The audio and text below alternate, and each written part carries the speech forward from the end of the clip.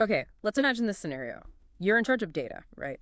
And it's everywhere. CRM, marketing tools, finance systems, databases, APIs, just scattered. The usual suspects. And you need to get all that data reliably into one central place, like your warehouse or lakehouse, so people can actually use it.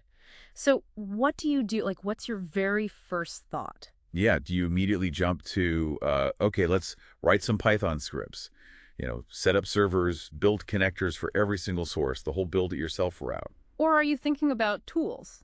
Managed services like Fivetran that promise pre-built connectors, automation, the whole package. Basically, do you buy it? And look, this isn't just some minor technical detail.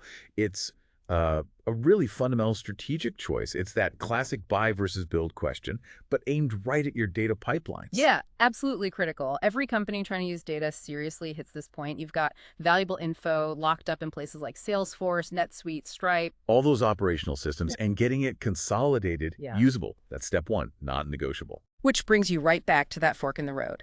Do you tie up your engineers building and, crucially, maintaining custom pipelines? Or do you pay a vendor who specializes in exactly that, freeing up your team? It's a big decision. It really is. It impacts your budget, your timeline, where your engineers spend their time, even team morale, honestly. Definitely. Nobody loves being woken up at 2 a.m. because an API changed and broke the finance data feed. Been there. So let's dig into this. What are the sources telling us? Let's start with the buy side, using Fivetran as an example. What's the main draw? Speed. Simple as that. Velocity. The sources highlight this again and again. Connecting a common source, like Salesforce, it can literally take hours, maybe even minutes with a tool like Fivetran. Compare that to building it yourself. Which could be weeks, months. Easily weeks, often months, yeah. Yeah. For a really robust, production-ready pipeline, the difference is just massive. Okay, so speed is huge. What else makes the buy option attractive? It's the ongoing maintenance, or rather, the lack of it for your team. These tools are designed to handle the messy stuff automatically, like schema changes in the source. Oh yeah, the bane of every data engineer's existence. Exactly. A managed service usually detects and adapts to those changes. API updates, rate limits, pagination, incremental loading.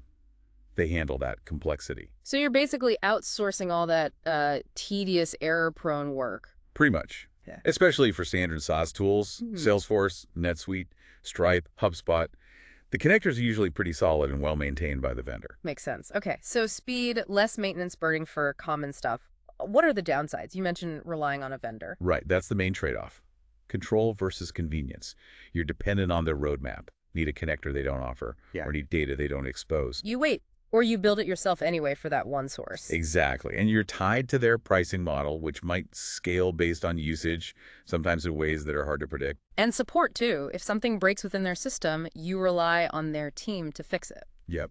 You lose some direct control and flexibility there. Okay, so that's buy. Now let's flip it. Why would someone choose to build? What are the advantages there? Control. Full stop. Total customization.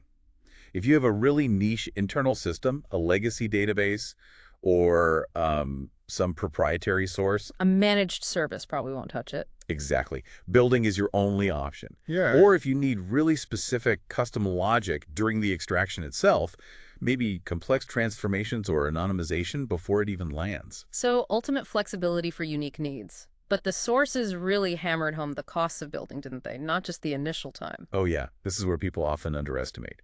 The initial build takes time, sure, weeks or months. But the real killer is the ongoing maintenance. That's the iceberg under the surface. Keeping the pipelines running reliably day after day. It's constant. APIs change without warning. Source schemas drift. Networks glitch. Data quality issues pop up. Each time, an engineer has to stop what they're doing, investigate, fix, test, deploy.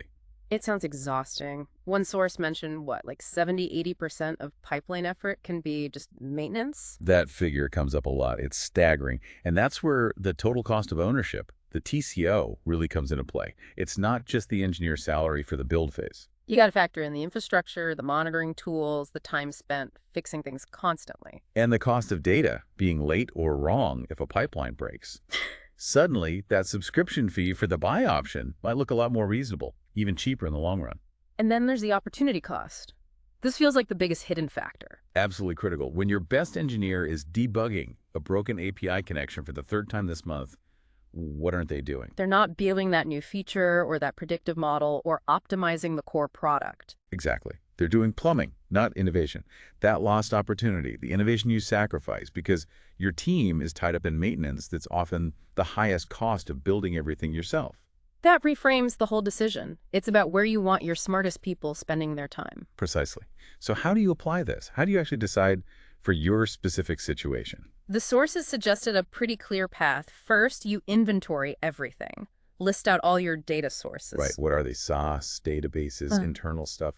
How complex? Then categorize them. Which ones are standard, common tools where a managed connector likely exists? Which are unique or custom? That categorization is key. Then you do the honest cost modeling, not just vendor price versus salary. Include the build time, yes, but also estimate the ongoing maintenance effort, infrastructure monitoring, the whole picture. And when you do that, for many organizations, a hybrid strategy starts to look really appealing. Use buy for the common stuff. Like maybe 80% of your sources are standard SaaS or databases. Yeah, potentially. Use a tool like Fivetran for that majority. Offload the maintenance, get the speed benefits, free up your internal team. And then focus your build efforts, your valuable engineering time, on the remaining 20%, the unique, complex, high-value integrations where custom control is essential. That's where building makes strategic sense. Your team works on the truly differentiating problems. So for data professionals listening, engineers, analysts, leaders, what does this mean skill-wise? It means you need to be fluent in both approaches. Understand the buy tools, like Fivetran, how to configure them, optimize costs, troubleshoot syncs, how they fit in the stack. And on the build side, you still need those core engineering skills, orchestration tools like Airflow, cloud infrastructure, resilient design, testing. Absolutely. The most valuable people, the most effective teams, know when to use which tool, which approach, and can execute well on either side. It's about choosing the right tool for the job based on cost, complexity, and strategic value. So whether you lean towards buy, build, or that hybrid middle, this decision shapes your whole data strategy. It really does. The sources dive way deeper into cost models and architectures, but the core idea is powerful. It's not just about moving data. It's about enabling your team and your business. So maybe the final thought for everyone listening is this. Think beyond just the mechanics of data movement. Yeah. Ask yourself, which path, buy, build, or a mix truly empowers your team? Which approach frees them up, not just to keep the lights on, but to actually build smarter and drive real innovation from your data?